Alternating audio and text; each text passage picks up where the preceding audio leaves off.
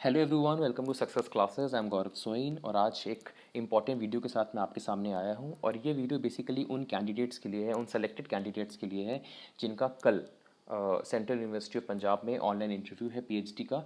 तो आप ये वीडियो एंड तक ज़रूर देखिएगा बिकॉज काफ़ी ऐसी चीज़ें हैं जो मैं आपको बताने वाला हूँ जो आपको हेल्प करेगी at the time of your interview. और साथ ही साथ वो लोग के लिए भी ये वीडियो इंपॉर्टेंट है जिनका आगे जा करके किसी भी, क्योंकि बिकॉज ऑफ दिस पैंडमिक अब हर चीज़ क्या है, अब ऑनलाइन होने वाली है। तो आपको पता होना चाहिए कि ऑनलाइन में आपको कैसे अपीयर होना है। बिकॉज अभी तक ट्रेडिशनली तो हम कैसे चलते थे कि हम लोग फिजिकली प्रेजेंट होकर के इंटरव्यू वगैरह रिसर्च एडवाइजरी कमेटी के सामने देते थे, पर अब ऑनलाइन हो गया है। तो क्या उसका प्रोसेस है तो मैं आपको बताऊंगा। और ये जो मैं वीडियो बना रहा हूँ ये मेरा कोई पर्सनल ऑब्जर्वेशन नहीं है, इसके लिए मैं अपने एक फ्रेंड को क्रेडिट देना चाहता हूँ जिसने मुझसे बात की और उसने मुझे बताया कि कौन कौन सी जो है क्वेश्चंस पूछे जा सकते हैं। बिकॉज सितंबर फर्स्ट वीक में उसका जो है एक इंटरव्यू हुआ था मैनेट इलाहाबाद में। और मैनेट आप सब जानते हो, MANET is an institute of national importance. तो मैंने उसको कॉल किया और उससे पूछा कि आप मुझे बताओ कि आपसे कौन कौन से क्वेश्चन पूछे गए। बिकॉज उसका जो केस था और जो सेंट्रल यूनिवर्सिटी ऑफ पंजाब का जो केस है कि उसको भी कुछ नहीं बताया गया था एज सच कि किस टॉपिक से पूछा जाएगा, रिसर्च प्रपोजल बनाना है या नहीं बनाना है। जैसे सेंट्रल यूनिवर्सिटी ऑफ पंजाब में भी कुछ उतना ज़्यादा क्लियर नहीं है।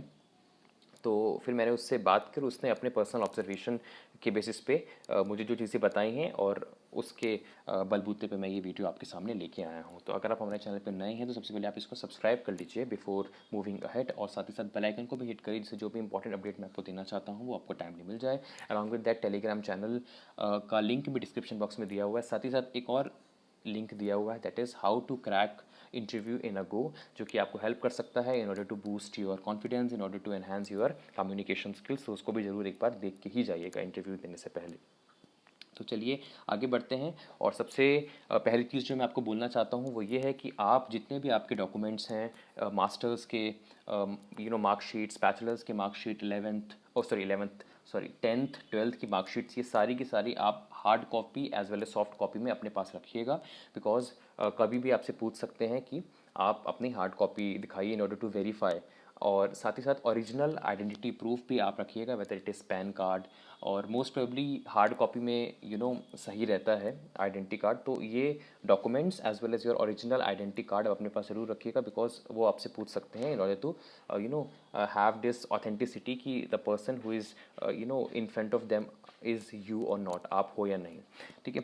तो जो फर्स्ट चीज़ पूछते हैं, जो फर्स्ट क्वेश्चन पूछा जाता है that is introduce your self. उसमें आपको अपने आप को इंट्रोड्यूस करना है। और जो किस तरीके से इंट्रोडक्शन देना है इसका ये वीडियो आपको नीचे दिया हुआ है, जो मैंने आपको बताया ना इंटरव्यू वाला, उसमें बताया हुआ है कि इंटरव्यू में क्या क्या चीज़ें बोलनी चाहिए। और इंटरव्यू में बहुत ज़्यादा आपको नहीं बोलना, बेसिकली आपको फोकस करना है अपना एकेडमिक बैकग्राउंड, अपना नाम, अपने पेरेंट्स का नाम, उनके ऑक्यूपेशन, इन सब के बारे में बोलना है और उसी से वो कोई क्वेश्चन आपसे अराइज कर सकते हैं। तो पहला जो एरिया है जैसे क्वेश्चन बन सकता है that is your introduction part. उसके बाद आपसे पूछा जाएगा any significant contribution in research, have you done any significant contribution in research. कोई रिसर्च पेपर लिखा है आपने, कोई नेशनल इंटरनेशनल कॉन्फ्रेंस अटेंड की हुई है, तो उसका भी अगर आपने किया होगा तो उसकी भी सॉफ्ट कॉपी ज़रूर रखिएगा अपने पास। बिकॉज वो आपको बोल सकते हैं कि आप उसकी सॉफ्ट कॉपी दिखाओ और उसको एक बार पढ़िएगा ज़रूर, ताकि उनको ये भी लगे कि आपने ही ये काम किया है। कई बार क्या होता है कि हम due to passage of time चीज़ों को भूल जाते हैं कि हमने क्या स्टडी की थी। तो एक बार जरूर रीड कर लीजिएगा अपना रिसर्च पेपर, या इंटरनेशनल या नेशनल कॉन्फ्रेंस से आपको कोई सर्टिफिकेशन मिला है तो उसको भी आप अपने पास रखिएगा, उसकी सॉफ्ट कॉपी। और याद करिएगा कि उसमें आपने क्या क्या सीखा, उस पर्टिकुलर कॉन्फ्रेंस में क्या क्या किस किस मुद्दों पर बात हुई है। तो ये चीज़ें बहुत इंपॉर्टेंट है और आपके रिसर्च पेपर पर बहुत से क्वेश्चन उठ सकते हैं, मैं आपको पहले ही बता रहा हूँ। तो आप प्रिपेयर होइएगा अगर आप उस सिग्निफिकेंट कॉन्ट्रीब्यूशन को बताना चाहते हैं तो।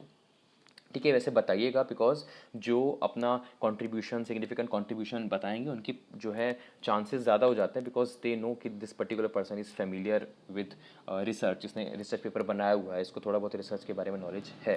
ठीक है, तो डेफिनेटली उसको इंटीमेट करिएगा।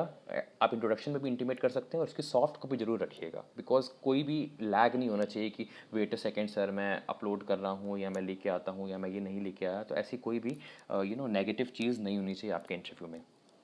Third is your research aptitude की नॉलेज आपको होनी चाहिए, जो भी हम लोगों ने नेट जेआरएफ में पढ़ा है, basic things, what are the methods of probability. और आपसे पूछ सकते हैं मल्टी स्टेज सैम्पलिंग क्या होता है, और बहुत से क्वेश्चंस हम लोगों ने देखे हैं। आपसे पूछ सकते हैं एक्सपेरिमेंटल रिसर्च के बारे में, हिस्टोरिकल, एक्सपोस्ट फैक्टो, मतलब जो भी हम लोगों ने थ्योरेटिकल पार्ट पढ़ा है अपने नेट जेआरएफ में, वो सारी की सारी एक बार आप रिव्यू कर लीजिएगा। इसके लिए आप नव मैम के क्लासेस देख सकते हैं, और साथ ही साथ मैंने भी बहुत सारी चीज़ों के ऊपर वीडियोस बनाए हुए हैं इसी सक्सेस क्लासेस यूट्यूब चैनल पे, आप उसको भी रेफ़र कर सकते हैं, जिससे आपकी जो है रिसर्च एप्टीट्यूड की नॉलेज बढ़ जाए। बिकॉज बहुत इंपॉर्टेंट है बेस जानना, बेसिक्स जानना, और basics with the help of videos और with the help of PDFs आप अपने आप उसको पढ़ सकते हो।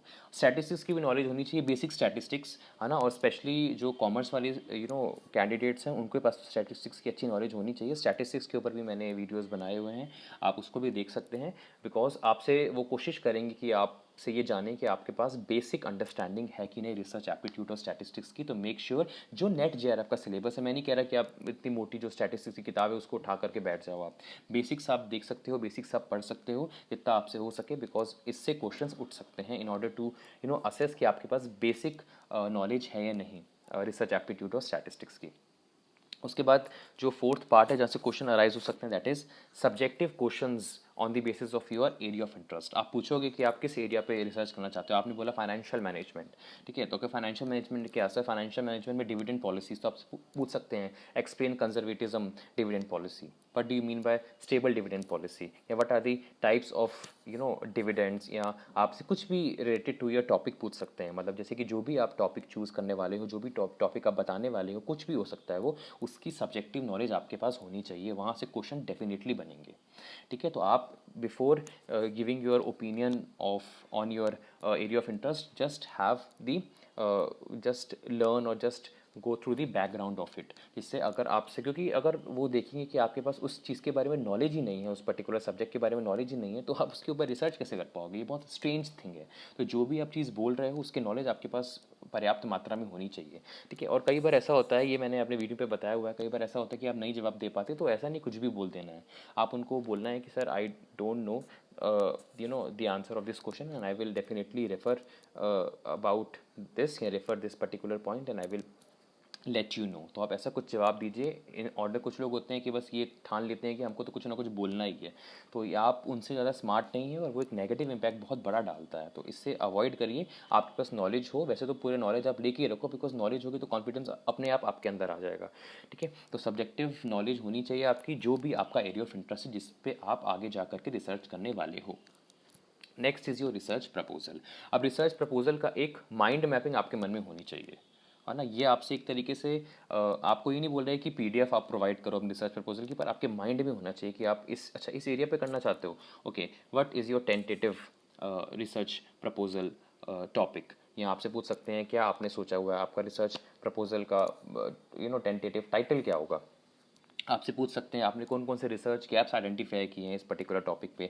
आपके प्रपोज रिसर्च क्वेश्चंस क्या होंगे, मैं आपको जो बता रहा हूँ वो आप ध्यान से सुनिए। प्रपोज रिसर्च क्वेश्चंस क्या होंगे आपके, है ना। प्रपोज रिसर्च मेथडोलॉजी क्या है, कैसे आप डाटा कलेक्ट करोगे, कैसे आप डाटा का एनालिसिस करोगे, ये सब चीज़ें आपको पता होनी चाहिए। आपके माइंड में पूरा एक फ्रेम तैयार होना चाहिए। बिकॉज आप यहाँ बैठे हुए हो पीएचडी इंटरव्यू के लिए, और आपको यही नहीं पता कि जो रिसर्च प्रपोजल आप बनाने वाले हो उसके रिसर्च क्वेश्चंस क्या हैं, उसकी मेथडोलॉजी क्या है, ये बहुत ही बैड इंपैक्ट डालती है। तो आप बिल्कुल अपने आप को 100% तैयार रखो कि ये वाले क्वेश्चंस डेफिनेटली पूछे जा सकते हैं। इसके अलावा आपसे पूछ सकते हैं, ये तो वो खुद बता रहा था, ये जो क्वेश्चन मैं आपको बता रहा हूँ कि आपका जो रिसर्च प्रपोजल है, आप जो रिसर्च करने वाले हो, ये primary source of data collection आप इसमें यूज़ करोगे, या secondary source of data collection आप यूज़ करोगे। अगर प्राइमरी सोर्स यूज़ करो, वैसे तो आप कोशिश करो कि प्राइमरी ही होना चाहिए, सेकेंडरी वालों को उतना ज़्यादा प्रेफरेंस नहीं मिलती है। अगर प्राइमरी होगा तो कैसे आप उस प्राइमरी डाटा कलेक्ट करोगे, सर्वे करोगे, क्वेश्चनर अगर आप बनाओगे तो क्वेश्चनर में कौन कौन से इंपॉर्टेंट पॉइंट्स आप डालने की कोशिश करोगे। तो ये सारी चीज़ें यहीं से क्वेश्चन बनेंगे, आपकी बातों से ही, आपके आंसर्स पे से ही क्वेश्चन इंक्रीज होंगे। तो आप कोशिश करिएगा कि मेक श्योर आप वही चीज़ बोलें जो कि आपको अच्छी तरीके से आती है। उसके अलावा आपसे पूछ सकते हैं आपने इसके ऊपर कोई प्रीवियस वर्क किया हुआ है, अगर किया हुआ है तो उसको मेंशन करिए, जैसे मास्टर्स में किया हुआ है या उससे रिलेटेड आपने कोई रिसर्च पेपर पब्लिश किया हुआ है, तो ये क्वेश्चंस पूछे जा सकते हैं। तो रिसर्च प्रपोजल आपसे पीडीएफ नहीं मांग रहे हैं, पर आपके मन में बिल्कुल तैयार होना चाहिए ये पॉइंट्स। तो मैं एक लिंक रिसर्च प्रपोजल की भी डाल देता हूँ डिस्क्रिप्शन बॉक्स में, जिसमें जो जो हाईलाइटेड एरियाज जो कि मैंने अभी आपको बताए हैं, ये आपके पास पीडीएफ फॉर्म में, वीडियो फॉर्म में भी हो जाए। और ये जो मैं आपको बताऊंगा अभी, जो नीचे डिस्क्रिप्शन बॉक्स में मैंने लिंक दिया हुआ है रिसर्च प्रपोजल का, जो चीज़ें मैंने बताई आपको, propose research questions, propose research methodology, इन सब के आंसर आपके पास होने ही चाहिए, ठीक है। तो ये मेन 5 चीज़ें जो उसने मुझे बताई कि जहाँ से क्वेश्चन अराइज़ हो सकते हैं और होते भी हैं, और आप इसको तैयार कर लीजिएगा। और जिन लोगों का कल इंटरव्यू है उन सबको मेरी तरफ से all the very best. Confidence अपने अंदर रखिएगा, आपने बहुत कुछ अचीव किया है, आपके पास नॉलेज है, और अपनी कम्युनिकेशन स्किल्स अच्छी रखिएगा। अगर आपको इंग्लिश में बोलना है तो आप इंग्लिश में बोलिए, अगर आपको हिंदी में बोलना है तो आप परमिशन लेकर के हिंदी में बोल सकते हैं, ठीक है। पर before that you have to take their permission. So all the very best to them. और ऐसे वीडियोस मैं बनाता रहूँगा। कोई भी आपको प्रॉब्लम हो रही है तो टेलीग्राम चैनल दिया हुआ है, आप उससे पूछ सकते हो। मिलते हैं नेक्स्ट वीडियो में। Have a very nice day ahead.